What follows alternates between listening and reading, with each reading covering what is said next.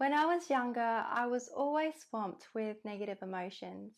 Somehow, I always felt hurt, disappointed, angry, or frustrated. It was at myself, my friends, my family, and even at complete strangers. It was fun as a kid, but as I grew up and met more people, made more connections, I realized that these feelings weren't good for my mental health to always have them, and it also had the potential to damage my relationships with others. But no matter how hard I tried not to feel hurt, disappointed, angry, or frustrated, I still felt it internally. These feelings arose inside of me even though I tried not to show it. Only very recently, I came to the realization as to why I was feeling this way. Initially, when I felt hurt or disappointed, my finger was always pointed at something, at the events that had unfolded, at other people, their actions and behavior, my own actions and behavior. But what I didn't realize was the power of expectations, the power of my expectations.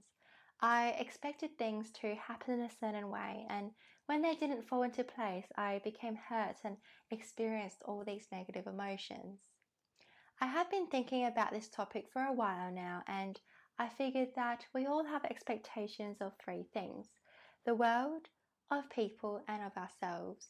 Firstly, we have expectations of the world we live in, how it should look like, how it should be like, and what should happen in it. These expectations I feel like are good in the sense that they bring us purpose and can lead to changes that result in a better place to live in. But sometimes I feel like these expectations can cause us to feel hopeless and despaired. I guess, for example, we all expect a world of peace and love, yet when we hear of conflict and suffering on the news, it can make us feel sad and a little bit bitter. It can also be in the sense of the worldly idea that once we have settled down with a stable job and home and family, we will finally be happy. Truthfully, though, this isn't often the case, and once we get there, we become disappointed that we don't feel happy. Secondly, we have expectations of other people. I guess this can apply to people who we know and to those we don't know. I remember feeling hurt when I wasn't invited to a birthday party that most of my friends were invited to. I guess I had this expectation that I would also be invited, and when that didn't happen, I obviously felt upset. Similarly, I remember feeling disappointed when one of my close friends didn't tell me about something major that had happened in her life. And I had this expectation that she would tell me straight away because we were good friends. I feel like from this, our expectations towards the people close to us are so much higher, and because of this, we can feel even more disappointed and more anguished when these expectations aren't met. For example, I wouldn't have expected a friend whom I had known only for 2 weeks to tell me all of the major things that had happened in their life. Though, in saying that, how often do we place our expectations on the people who we don't know at all? I guess complete strangers that we interact with on a day-to-day basis. Like when we're driving and signaling to change lanes, we do expect someone to let us in, but when they don't, we can feel angry or annoyed. I was helping my friend set up her shop one day, and I remember she was carrying all of these boxes from her car to the store, which was upstairs, and she attempted to go into the lift. I think she expected the lady inside the elevator to hold open the door for her, but the lady didn't, and my friend did not look pleased in the slightest. And so I guess situations like these also stem from societal expectations. Thirdly, and perhaps the most dangerous of all in my opinion, are the expectations we place on ourselves.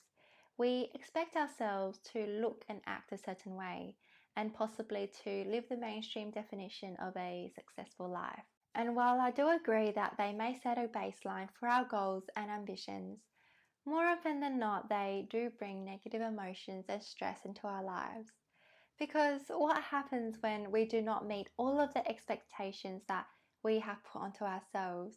I remember when I used to expect myself to be on top of my coursework, my job, my fitness, hobbies, extracurriculars. While I was trying to do all of these things well, I felt time poor and I was highly stressed.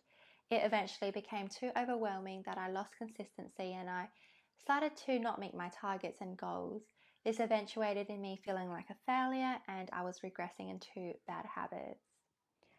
The reason why I feel like I can give so many examples and we can all relate to them is because it's perfectly normal to have standards. It's natural to build up a world full of expectations inside our minds because, after all, we all grew up in a certain environment with certain people and we learn to do things a certain way.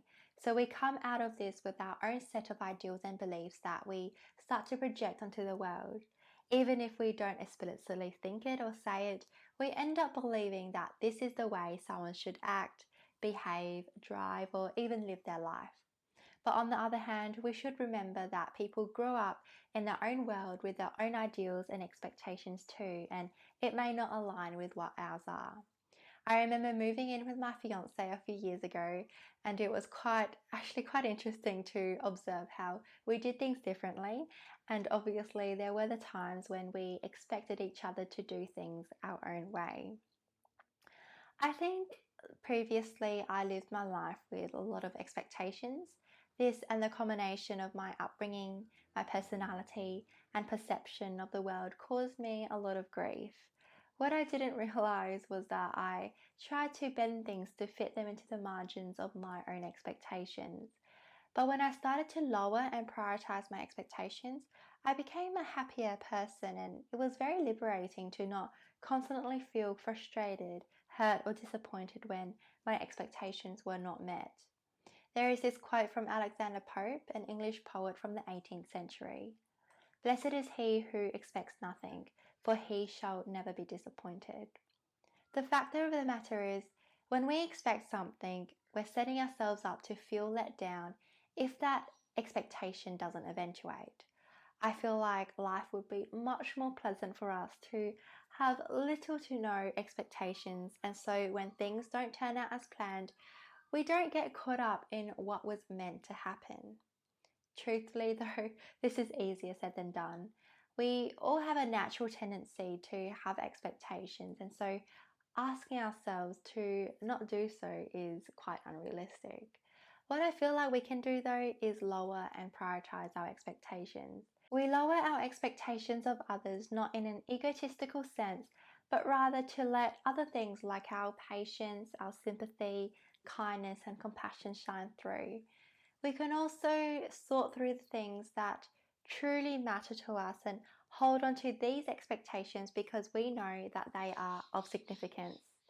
Ever since I've changed my mindset, I feel less angry, annoyed, disappointed, and hurt. I have learned to accept things for how they are, people for who they are, and events as they come. The reality is what it truly is, and instead of trying to force the world into the boxes of my expectations, I use this energy instead to be more accepting and to elicit a more helpful response.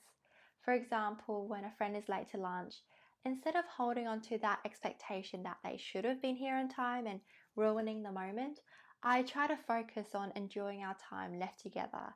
I feel like this is a more fulfilling and healthier response. Or perhaps when a good friend doesn't agree with me about something, instead of holding on to the expectation that they should be and potentially damaging our friendship, I try to focus on how important our friendship is and try to really understand their position as much as possible. Again, I feel like this is a more fulfilling response. It is also in the very simple things where I think we can apply this. For example, not very long ago, if a driver forcefully didn't let me into their lane on purpose, it would have triggered a sigh of frustration and complaint of annoyance from me.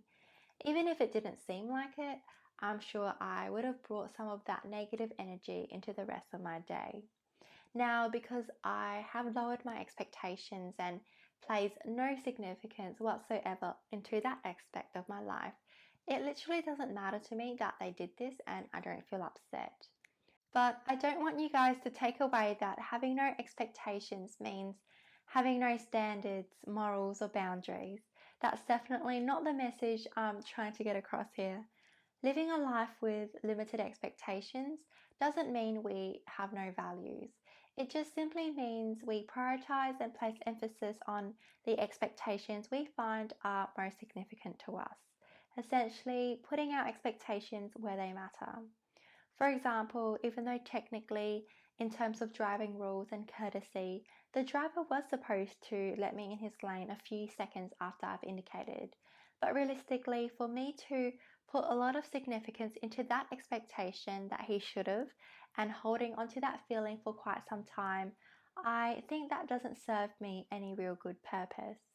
Whereas because I place a lot of value into my dogs and my dog's health, I do have a lot of expectations of my vet to look after them properly, and that is what matters to me, and that would be where I would be putting my energy in rather than being angry at an unknown driver that inconvenienced me for about 5 to 10 seconds of my day. Personally, I feel like the more I've practiced this expectation free mindset, the easier it has become.